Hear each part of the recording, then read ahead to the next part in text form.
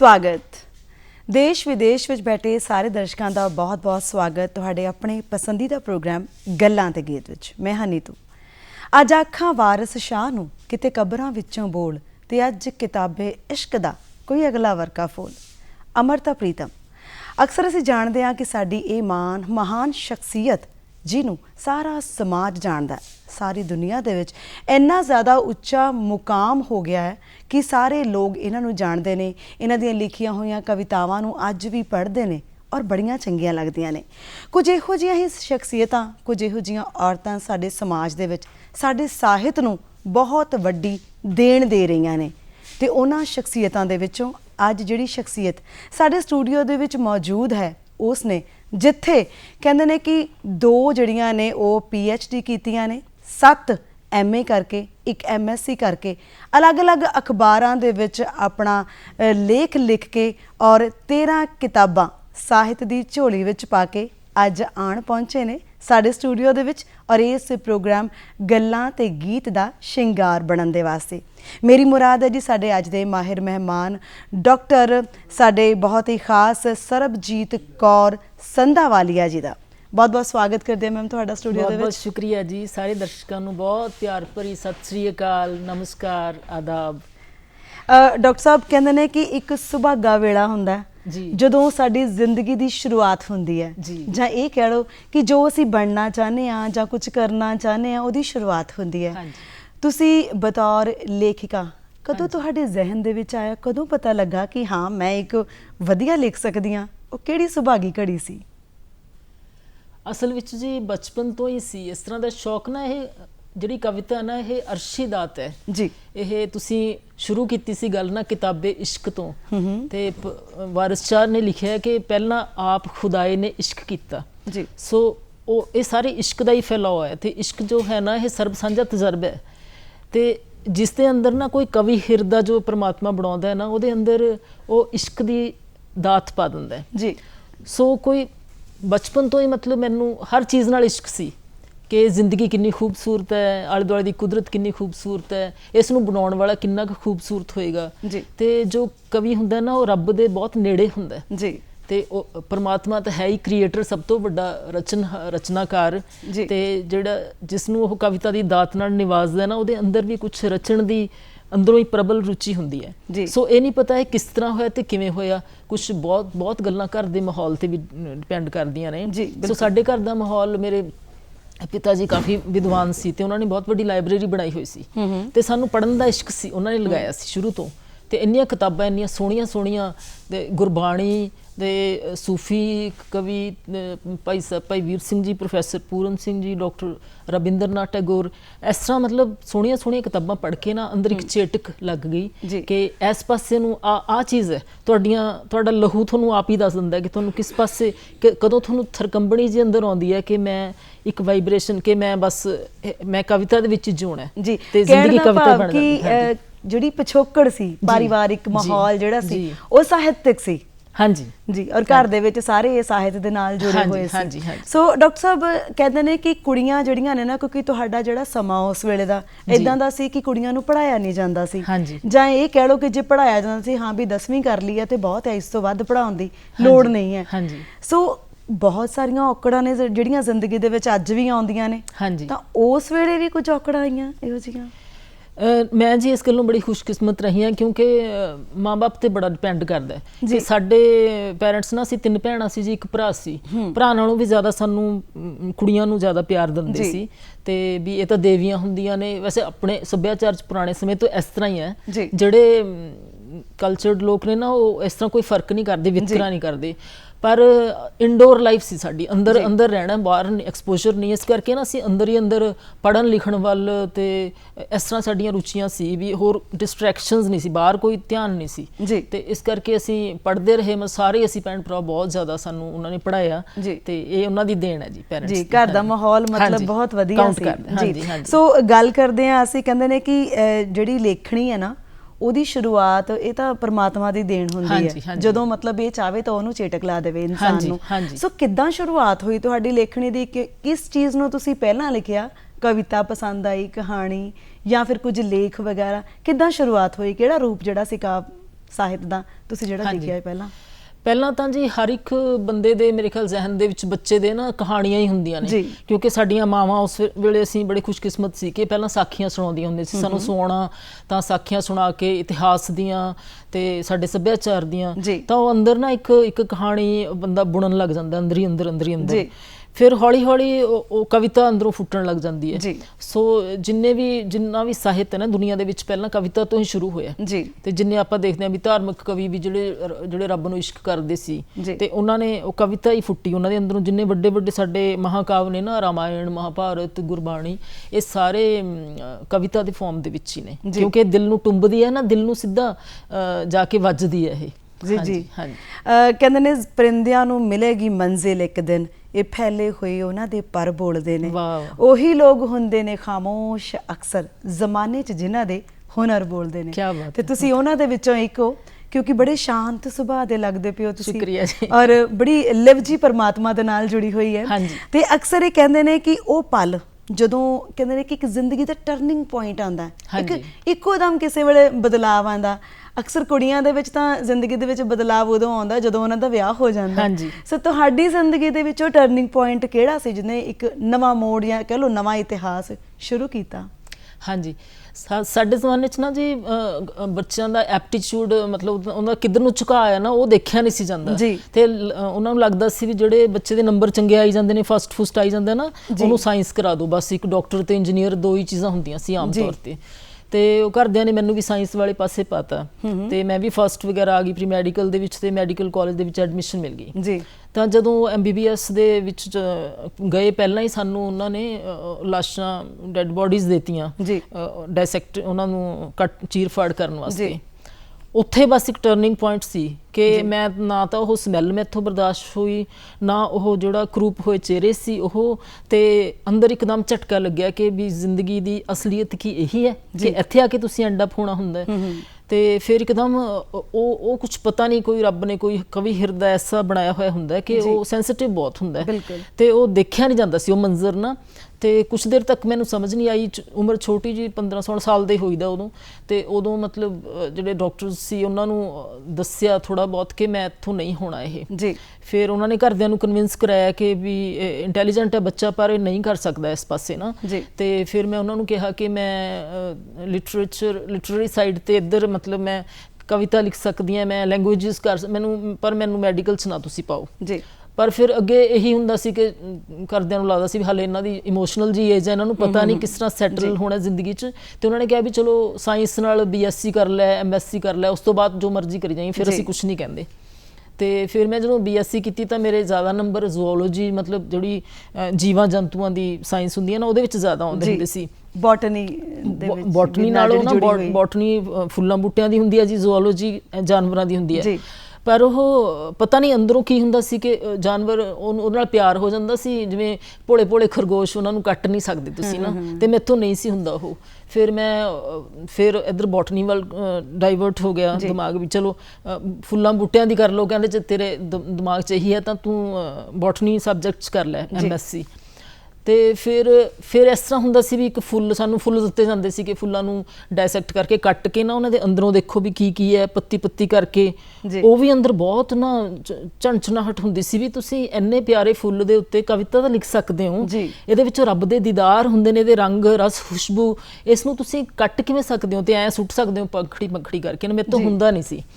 ਤੇ ਉਹ ਪਹਿਲਾਂ ਅਜੀਬ ਲੱਗਦਾ ਸੀ ਸਾਰਿਆਂ ਨੂੰ ਦੇਖਣ 'ਚ ਵੀ ਕਿਸ ਤਰ੍ਹਾਂ ਦਾ ਬੱਚਾ, ਇਹਨੂੰ ਸਮਝ ਹੀ ਨਹੀਂ ਆਉਂਦੀ ਕਿਸੇ ਗੱਲ ਦੀ।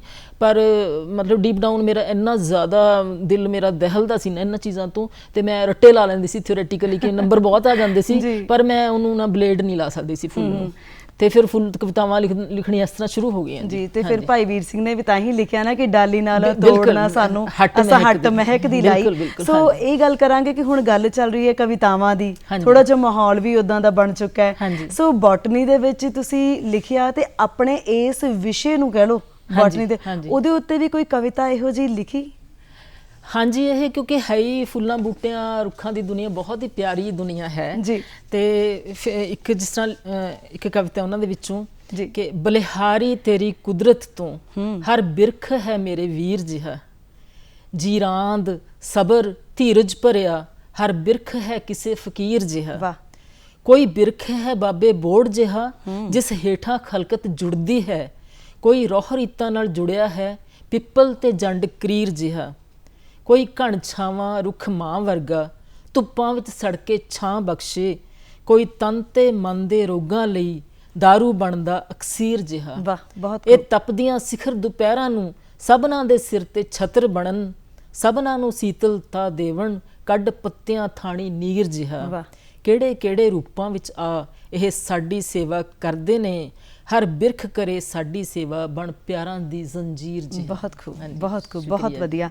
ਸੋ ਡਾਕਟਰ ਸਾਹਿਬ, ਤੁਸੀਂ ਹੁਣ ਕਵਿਤਾ ਵੀ ਸੁਣਾਈ ਔਰ ਆਪ ਤੁਸੀਂ ਸਾਇੰਸ ਦੇ ਸਟੂਡੈਂਟ, ਧਿਆਨ ਤੁਹਾਡਾ ਸਾਹਿਤ ਵੱਲ ਹੋ ਗਿਆ, ਸਾਹਿਤ ਦੇ ਨਾਲ ਜੁੜ ਗਿਆ।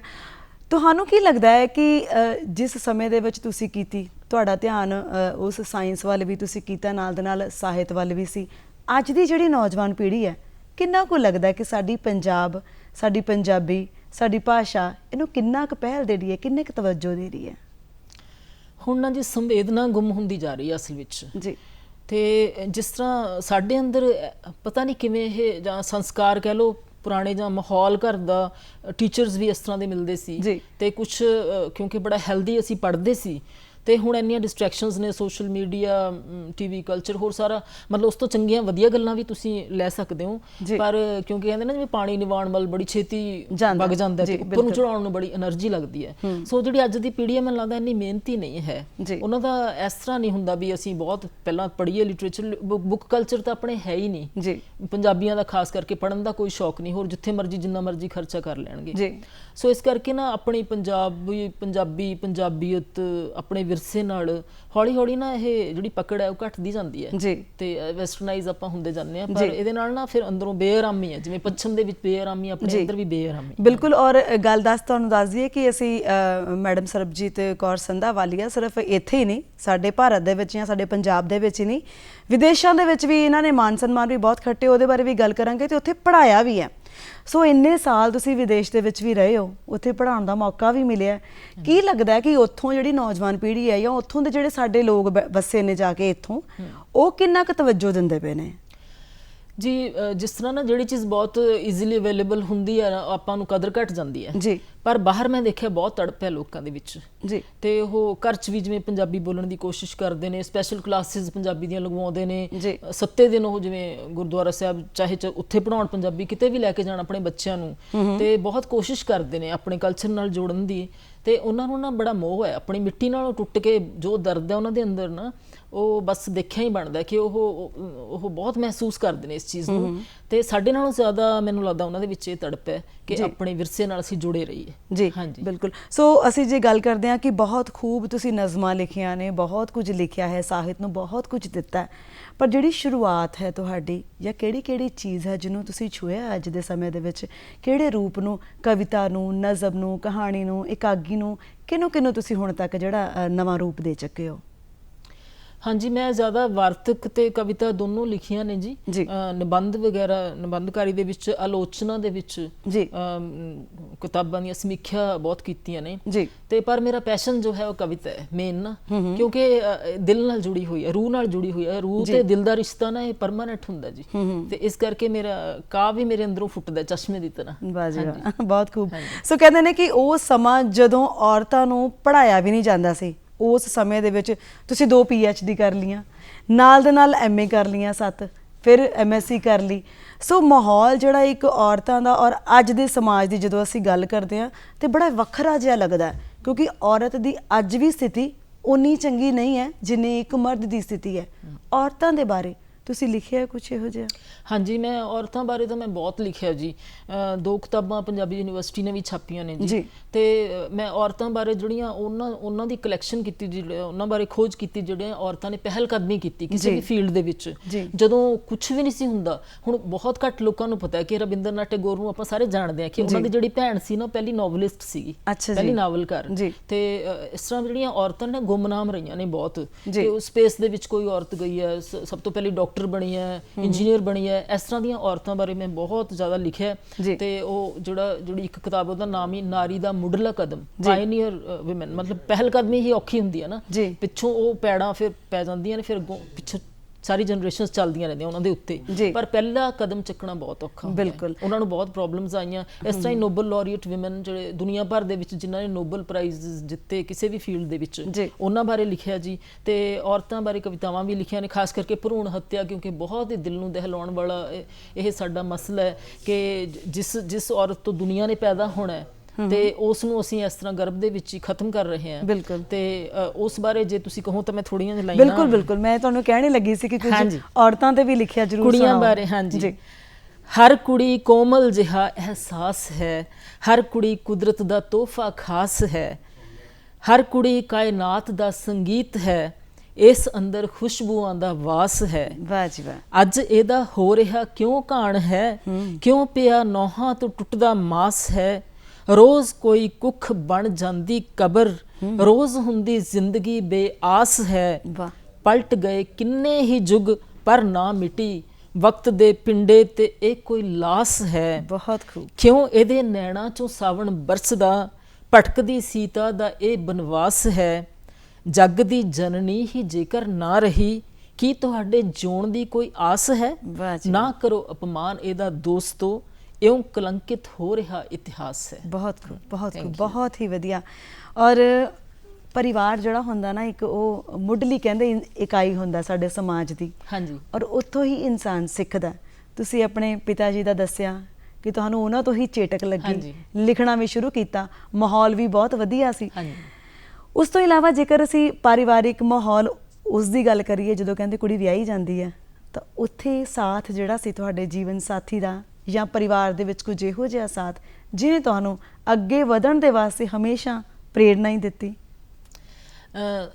ਇੰਨਾ ਤਾਂ ਨਹੀਂ ਕਹਿ ਸਕਦੇ ਜੀ ਜਿਸ ਤਰ੍ਹਾਂ ਕਿ ਮਾਂ-ਬਾਪ ਦੇ ਘਰ ਦੇ ਵਿੱਚ ਸੀ ਜੀ, ਇਸ ਤਰ੍ਹਾਂ ਦੀ ਗੱਲ ਨਹੀਂ ਸੀ। ਉਹ ਪ੍ਰੈਕਟੀਕਲ ਲੋਕ ਸੀ, ਉਹਨਾਂ ਨੂੰ ਲੱਗਦਾ ਸੀ ਵੀ ਕੀ ਹੈ ਇੰਨਾ ਮਤਲਬ ਇਮੋਸ਼ਨਲ ਜਿਹਾ ਕੰਮ ਹੈ, ਸੈਂਟੀਮੈਂਟਲ ਜਿਹਾ, ਕਿਸੇ ਬਾਰੇ ਇੰਨਾ ਸੋਚਣਾ, ਇੰਨਾ ਡੀਪ ਡਾਊਨ ਜਾ ਕੇ ਕਵਿਤਾ ਰਚਣੀ। ਤੇ ਮੇਰੇ ਵੀ 3 ਬੇਟੀਆਂ ਪਰਮਾਤਮਾ ਨੇ ਬਖਸ਼ੀਆਂ ਮੈਨੂੰ ਵੀ, ਤਾਂ ਮੈਨੂੰ ਉਹਨਾਂ ਦਾ ਬੜਾ ਚਾਅ ਸੀ ਤੇ ਮੇਰੇ ਲਈ ਬਹੁਤ ਵੱਡੀ ਰਹਿਮਤ ਨੇ ਉਹ। ਜਿਸ ਤਰ੍ਹਾਂ ਤਾਂ ਥੋੜਾ ਜਿਹਾ ਸੀ ਉਹਨਾਂ ਦੇ ਪਰਿਵਾਰ ਦੇ ਵਿੱਚ ਵੀ ਨਹੀਂ ਬੇਟਾ ਵੀ ਹੋਣਾ ਚਾਹੀਦਾ, ਪਰ ਮੇਰੇ ਦਿਲ 'ਚ ਕਦੇ ਨਹੀਂ ਸੀ ਆਇਆ। ਮੈਨੂੰ ਤਾਂ ਕੁੜੀਆਂ ਹੀ ਬਹੁਤ ਉਹਨਾਂ ਦੀ ਖੂਬਸੂਰਤੀ, ਮੈਨੂੰ ਲੱਗਦਾ ਰੱਬ ਦੀ ਸਭ ਤੋਂ ਵੱਡੀ ਬਖਸ਼ਿਸ਼ ਨੇ ਬੇਟੀਆਂ। ਸੋ ਬੇਟੀਆਂ ਨੇ ਮੇਰਾ ਬੜਾ ਸਾਥ ਦਿੱਤਾ ਤੇ ਉਹ ਆਪ ਵੀ ਲਿਖਦੀਆਂ ਨੇ ਤੇ ਸੈਟਲਡ ਨੇ ਅਮਰੀਕਾ ਦੇ ਵਿੱਚ। ਤੇ ਪਰ ਮਤਲਬ ਇੰਨਾ ਜ਼ਿਆਦਾ ਵੀ ਮੈਨੂੰ ਪ੍ਰੋਬਲਮਸ ਨਹੀਂ ਹੈ ਕਿ ਇੰਨਾ ਜ਼ਿਆਦਾ ਵਿਰੋਧ ਕੀਤਾ ਜਾਵੇ। ਹਾਂ, ਮੈਂ ਆਪਣਾ ਸ਼ੁਰੂ ਤੋਂ ਮੈਂ ਜੋ ਐਕਸਟਰਾ ਕਰਿਕੂਲਰ ਐਕਟੀਵਿਟੀਜ਼ ਕਰਦੀ ਰਹਿੰਦੀ ਸੀ, ਟੀਵੀ ਤੇ ਬਾਹਰ ਵੀ, ਇੱਥੇ ਵੀ, ਅਖਬਾਰਾਂ 'ਚ ਲਿਖਣਾ, ਕਿਤਾਬਾਂ ਛਾਪਣੀਆਂ, ਇਸ ਤਰ੍ਹਾਂ ਦੀ ਗੱਲ ਨਹੀਂ ਸੀ। ਪਰ ਉਹ ਸਾਰੇ ਥੋੜ੍ਹੇ ਆਪਣਾ ਟਾਈਮ ਸੈਕਰੀਫਾਈਸ ਕਰਨਾ ਪੈਂਦਾ ਕਿ ਸਾਰੇ ਘਰ ਦੇ ਫਰਜ਼ ਨਿਭਾ ਕੇ, ਨੌਕਰੀਆਂ ਦੇ ਫਰਜ਼ ਨਿਭਾ ਕੇ,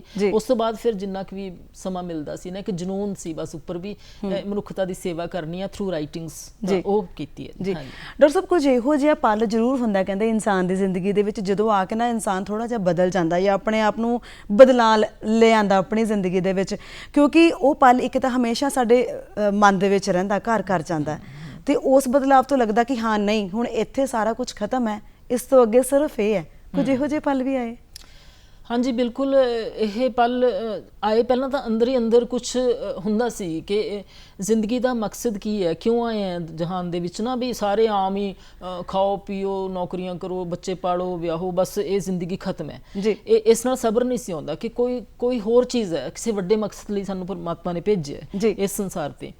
ਤਾਂ ਫਿਰ ਜਿਸ ਤਰ੍ਹਾਂ ਮੈਂ ਨਾ, ਮੈਨੂੰ ਸ਼ੁਰੂ ਤੋਂ ਸ਼ੌਕ ਸੀ ਕਿ ਮਹਾਂਪੁਰਸ਼ਾਂ ਦੀ ਸੰਗਤ ਕਰਨੀ ਤੇ ਕੋਈ ਬਹੁਤ ਇਸ ਪਾਸੇ ਜੁੜੇ ਹੋਏ, ਕੋਈ ਮਨੁੱਖਤਾ ਨੂੰ ਇਸ਼ਕ ਕਰਨ ਵਾਲੇ, ਜਿਵੇਂ ਭਗਤ ਪੂਰਨ ਸਿੰਘ ਜੀ, ਕੋਈ ਰੱਬ ਨੂੰ ਇਸ਼ਕ ਕਰਨ ਵਾਲੇ, ਉਹਨਾਂ ਵੱਡਿਆਂ ਬਚਪਨ ਦੇ ਵਿੱਚ ਵੀ ਵੱਡਿਆਂ ਲੋਕਾਂ ਦੀ ਸੰਗਤ ਕਰਦੀ ਸੀ।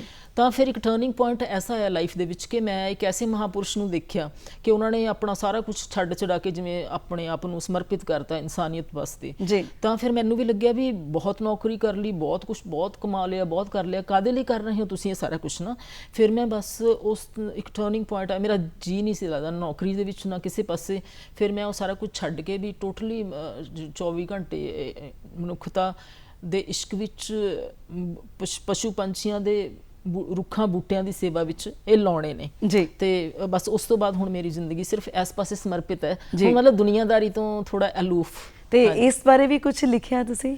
ਹਾਂਜੀ, ਇਹ ਇਬਾਦਤ ਦੀ ਗੱਲ ਹੈ ਨਾ ਜੀ। ਥੋੜਾ ਜਿਹਾ ਮੈਨੂੰ ਲੱਗਦਾ ਮੈਂ ਥੋੜਾ ਰੰਗ ਚੇਂਜ ਹੋਏ, ਮੈਂ ਥੋੜਾ ਉਹਦੇ ਵਿੱਚ ਤਰਨਮ ਦੇ ਵਿੱਚ। ਬਿਲਕੁਲ ਜੀ, ਇਰਸ਼ਾਦ। ਜਦੋਂ ਕੋਈ ਇਬਾਦਤ ਦੀ ਗਲੀ ਵਿੱਚ ਪੈਰ ਧਰਦਾ ਹੈ ਤਾਂ ਹਿਰਦੇ ਦਾ ਪਰਿੰਦਾ ਅਰਸ਼ ਦੀ ਪਰਵਾਜ਼ ਭਰਦਾ ਹੈ। ਪਵਨ ਪਾਣੀ ਅਗਨ ਧਰਤੀ ਪੰਖੇਰੂ ਸਭ ਤੇਰੇ ਆਸ਼ਿਕ ਜਦੋਂ ਗਾਉਂਦੇ ਨੇ ਤੈਨੂੰ ਵਕਤ ਦਾ ਅੰਦਰ ਪੰਗਰਦਾ ਹੈ। ਹਸ਼ਰ ਤੱਕ ਤਰਤ ਇਸ ਤਰਵਾਸ ਨੂੰ ਸੀਨੇ 'ਚ ਰੱਖਦੀ ਹੈ ਕਦੋਂ ਅੰਬਰ ਕੋਈ ਉਸਦਾ ਕਲਾਵਾ ਆਣ ਪਰਦਾ ਹੈ। ਮੁਹੱਬਤ ਦਰਦ ਹੈ ਪਰ ਇਸ ਨੂੰ ਸਹਿਣਾ ਹੀ ਪੈਂਦਾ ਹੈ ਜਿਵੇਂ ਮਾਰੂ ਥਲਾਂਦਾ ਮਿਰਗ ਆਪਣੀ ਪਿਆਸ ਜਰਦਾ ਹੈ। ਬਹੁਤ ਖੂਬ, ਬਹੁਤ ਖੂਬ, ਬਹੁਤ ਹੀ ਵਧੀਆ। ਡਾਕਟਰ ਸਾਹਿਬ ਕਹਿੰਦੇ ਨੇ ਕਿ ਮਾਂ ਜਿਹੜੀ ਹੁੰਦੀ ਨਾ ਉਹ ਆਪਣੀ ਧੀ ਦੇ ਬੜੇ ਨੇੜੇ ਹੁੰਦੀ ਹੈ, ਸਭ ਤੋਂ ਨੇੜੇ ਹੁੰਦੀ ਹੈ। ਉਹ ਇੱਕ ਦੋਸਤ ਵੀ ਹੁੰਦੀ ਹੈ, ਬਿਲਕੁਲ, ਇੱਕ ਮਾਂ ਵੀ ਹੁੰਦੀ ਹੈ ਤੇ ਨਾਲ ਦੇ ਨਾਲ ਇੱਕ ਉਹ ਔਰਤ ਹੁੰਦੀ ਹੈ ਜਿਹਦੇ ਕੋਲੋਂ ਧੀ ਸਾਰਾ ਕੁਝ ਸਿੱਖਦੀ ਹੈ। ਹਾਂਜੀ, ਥੋੜਾ ਜਿਹਾ ਆਪਣੀ ਮਾਂ ਦੇ ਬਾਰੇ ਦੱਸੋ ਕਿ ਉਹ ਕਿਹੋ ਜਿਹੇ ਸਨ। ਉਹਨਾਂ ਨੇ ਤੁਹਾਨੂੰ ਜਿਹੜਾ ਕਹਿੰਦੇ ਨੇ ਕਿ ਜੇ ਸ਼ੁਰੂਆਤ ਕਰੀਏ ਨਾ ਜ਼ਿੰਦਗੀ ਦੀ ਕਿ ਬੰਦਾ ਇੱਕ ਔਰਤ ਇੱਕ ਚੰਗੇ ਪਾਸੇ ਰਾਹ ਤੇ ਤੁਰੀ ਹੈ ਜਾਂ ਇੱਕ ਅੱਛੀ ਇਨਸਾਨ ਬਣੀ ਹੈ ਤਾਂ ਉਹ ਦੇਣ ਮੈਨੂੰ ਲੱਗਦਾ ਸ਼ਾਇਦ ਕਿਤੇ ਨਾ ਕਿਤੇ ਮਾਂ ਦੀ ਹੀ ਹੁੰਦੀ ਹੈ। ਬਿਲਕੁਲ ਜੀ, ਬਿਲਕੁਲ। ਮਾਵਾਂ ਤਾਂ ਕਹਿੰਦੇ ਵੀ ਰੱਬ ਹਰ ਥਾਂ ਤੇ ਨਹੀਂ ਸੀ ਹੋ ਸਕਦਾ, ਇਸ ਕਰਕੇ ਉਹਨੇ ਮਾਵਾਂ ਬਣਾਤੀਆਂ। ਬੱਚੇ ਦੀ ਸਾਰੀ ਦੁਨੀਆ ਉਹਦੀ ਮਾਂ ਹੀ ਹੁੰਦੀ ਹੈ ਜੀ। ਤੇ ਜਿਹੜੀਆਂ ਸਾਡੇ ਟਾਈਮ ਦੀਆਂ ਮਾਵਾਂ ਸੀ ਨਾ ਖਾਸ ਕਰਕੇ ਬਹੁਤ ਹੀ ਸਰਲ ਤੇ ਮਾਸੂਮ ਹੁੰਦੀਆਂ ਸੀ ਕਿ ਉਹਨਾਂ ਨੂੰ ਕੋਈ ਵਲ ਛਲ ਕੁਛ ਨਹੀਂ, ਫਰੇਬ ਕੁਛ ਨਹੀਂ, ਬਸ ਉਹਨਾਂ ਨੂੰ ਭਾਵੇਂ ਪੜੀਆਂ ਨਹੀਂ ਸੀ ਹੁੰਦੀਆਂ ਪਰ ਉਹਨਾਂ ਨੂੰ ਇਹ ਸੀ ਕਿ ਹਾਂ ਮੇਰੇ ਬੱਚੇ ਨੂੰ ਉਹਦੇ ਧੜਕਣ ਤੋਂ ਸਮਝ ਜਾਂਦੀਆਂ ਸੀ ਕਿ ਇਹਨੂੰ ਕੀ ਚਾਹੀਦਾ। ਹਾਂ ਬਿਲਕੁਲ, ਮਤਲਬ ਕਹਿਣ ਦਾ ਤੁਹਾਡਾ ਕਿ ਮਾਂ ਦਾ ਰੋਲ ਬਹੁਤ ਉੱਚਾ ਹੈ, ਬਹੁਤ ਰੁਤਬਾ ਹੈ ਤੇ ਅਸੀਂ ਆਪਣੇ ਦਰਸ਼ਕਾਂ ਨੂੰ ਦੱਸ ਦਈਏ ਕਿ ਇਹਨਾਂ ਨੂੰ ਸਟੇਟ ਅਵਾਰਡ ਤਾਂ ਤੁਹਾਨੂੰ ਮਿਲਿਆ ਹੀ ਹੈ ਔਰ ਉਹਦੇ ਨਾਲ ਨਾਲ ਦੇਸ਼ਾਂ ਵਿਦੇਸ਼ਾਂ ਤੋਂ ਬਹੁਤ ਸਾਰੇ ਸਨਮਾਨ ਮਿਲੇ ਨੇ, ਉਹਦੇ ਬਾਰੇ ਵੀ ਥੋੜਾ ਜਿਹਾ ਜ਼ਰੂਰ ਦੱਸੋ। ਹਾਂਜੀ, ਸਭ ਤੋਂ ਵੱਡਾ ਇਨਾਮ ਤਾਂ ਮੈਂ ਸਮਝਦੀ ਹਾਂ ਕਿ ਦੁਨੀਆ ਦਾ ਪਿਆਰ ਹੀ ਹੈ ਤੇ ਰੱਬ ਦਾ ਪਿਆਰ ਹੈ ਜੀ। ਪਰ ਬਹੁਤ ਉਹਨੇ ਮਾਣ ਸਨਮਾਨ ਵੀ ਬਹੁਤ ਬਖਸ਼ੇ, ਜਿਸ ਤਰ੍ਹਾਂ state award Mai Bhago state award ਮਿਲਿਆ ਸੀ ਜੀ ਔਰਤਾਂ ਦੇ ਖਾਤਰ ਜਿੰਨਾ ਵੀ ਕੰਮ ਕੀਤਾ ਉਸ ਦੇ ਮੱਦੇ ਨਜ਼ਰ, ਤੇ ਨੈਸ਼ਨਲ ਅਵਾਰਡ ਮਿਲਿਆ ਸੀ ਜੀ, ਇੰਟਰਨੈਸ਼ਨਲ ਐਮਿਟੀ ਅਵਾਰਡ ਮਿਲਿਆ ਸੀ ਕਿਉਂਕਿ ਬਹੁਤ ਜ਼ਿਆਦਾ ਇਹ ਕੰਮ ਕੀਤਾ ਸੀ ਜੀ। ਇਸ ਤਰ੍ਹਾਂ ਮੈਂ ਨਾ ਫੌਜ ਦੀ ਟ੍ਰੇਨਿੰਗ ਵੀ ਲਈ ਹੋਈ ਹੈ, ਜਹਾਜ਼ ਵੀ ਉਡਾਏ ਹੋਏ ਨੇ ਤੇ ਮਤਲਬ ਬਹੁਤ ਜ਼ਿਆਦਾ ਇਹ ਕੰਮ ਕੀਤਾ ਇਸ ਤਰ੍ਹਾਂ ਵੀ, ਤੇ ਉਸ ਕਰਕੇ ਵੀ ਸਨਮਾਨਿਤ ਕੀਤਾ ਜੀ। ਜਿਹੜੀ ਜਿਸ ਤਰ੍ਹਾਂ ਰਿਪਬਲਿਕ ਡੇ ਪੈਰੇਡ ਹੁੰਦੀ ਹੈ ਦਿੱਲੀ, ਉਹਦੇ ਵਿੱਚ ਵੀ ਹਿੱਸਾ ਲਿਆ ਸੀ ਤੇ ਬਾਹਰ ਮਿਸ਼ੀਗਨ ਯੂਨੀਵਰਸਿਟੀ ਦੇ ਵਿੱਚ ਉਹਨਾਂ ਨੇ ਬਹੁਤ ਸਨਮਾਨਿਤ ਕੀਤਾ। ਤੇ ਜਿਹੜਾ ਮੇਰਾ ਕਿਉਂਕਿ ਮੇਰਾ ਟੌਪਿਕ ਥੋੜ੍ਹਾ ਡਿਫਰੈਂਟ, ਮੇਰੇ ਅੰਦਰ ਇੱਕ ਤਾਰ ਜੀ ਵੱਜਦੀ ਹੁੰਦੀ ਸੀ ਕਿ ਸਾਰੇ ਜਿਹੜੇ ਆਪਣੇ ਆਪਣੇ ਸਬਜੈਕਟ ਦੇ ਵਿੱਚ ਨਾ ਉਸ ਦਾਇਰੇ 'ਚ ਸਿਮਟ ਕੇ ਰਹਿੰਦੇ ਨੇ। ਜਿਵੇਂ ਸਾਇੰਸ ਵਾਲੇ ਨੇ ਉਹਨਾਂ ਨੂੰ ਲੱਗਦਾ ਆਰਟਸ ਵਾਲੇ ਉਹ ਹੋਰ ਹੀ ਹੁੰਦੇ ਨੇ, ਜਿਵੇਂ ਹੋਸਟਲ 'ਚ ਵੀ ਅਸੀਂ ਰਹਿੰਦੇ ਸੀ ਨਾ ਵੀ ਇਹ ਆਰਟਸ ਵਾਲੀਆਂ ਕੁੜੀਆਂ ਨੇ, ਸਾਇੰਸ ਵਾਲੀਆਂ ਕੁੜੀਆਂ ਨੇ, ਪਰ ਮੈਨੂੰ ਸਾਰੇ ਹੀ ਬਹੁਤ ਪਿਆਰੇ ਇੱਕੋ ਜਿਹੇ ਲੱਗਦੇ ਨੇ। ਸੋ ਇਹ ਕਹਾਂਗੇ ਕਿ ਤੁਸੀਂ ਬਤੌਰ ਅਧਿਆਪਕ ਬਹੁਤ ਕੰਮ ਕੀਤਾ ਤੇ ਸਾਡੀ ਜਿਹੜੀ ਅੱਜ ਕੱਲ੍ਹ ਦੀ ਨੌਜਵਾਨ ਪੀੜ੍ਹੀ ਜਿਹੜੀ ਅਧਿਆਪਕ ਹੈ ਉਹਨਾਂ ਨੂੰ ਜਾਂਦੇ ਜਾਂਦੇ ਕੀ ਕਹਿਣਾ ਚਾਹੁੰਦੇ ਹੋ, ਕੀ ਸੰਦੇਸ਼ ਦੇਣਾ ਚਾਹੁੰਦੇ ਹੋ? ਹਾਂਜੀ, ਇਹੀ ਹੈ ਜੀ, ਦੇਖੋ ਜ਼ਿੰਦਗੀ ਤਾਂ ਇੱਕੋ ਹੀ ਮਿਲੀ ਆਪਾਂ ਨੂੰ ਨਾ, ਬਹੁਤ ਛੋਟੀ ਜਿਹੀ ਜ਼ਿੰਦਗੀ ਹੈ, ਇਹ ਸਿਰਫ ਪਿਆਰ ਕਰਨ ਲਈ ਤੇ ਹੋਰਾਂ ਨੂੰ ਹਮਦਰਦੀ ਨਾਲ ਕੁਝ ਸਿਖਾਉਣ ਲਈ ਮਿਲੀ ਆਪਾਂ ਨੂੰ, ਹਨਾ।